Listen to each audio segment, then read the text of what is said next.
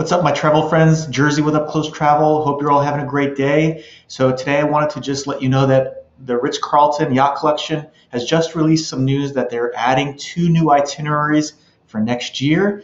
These itineraries are for July 14th, 2020, it's London to Amsterdam. It's going to be a 7-night cruise. And following this cruise, they're going to do Amsterdam to Copenhagen, July 21st, and that's a 9-night cruise. So if you're interested in some information, you want some rates, availability, the full itineraries, feel free to give me a call, shoot me an email, shoot me a text. I'll get these read out to you. If you have any questions about the Ritz Carlton Yacht Collection in any other way, I'd love to help.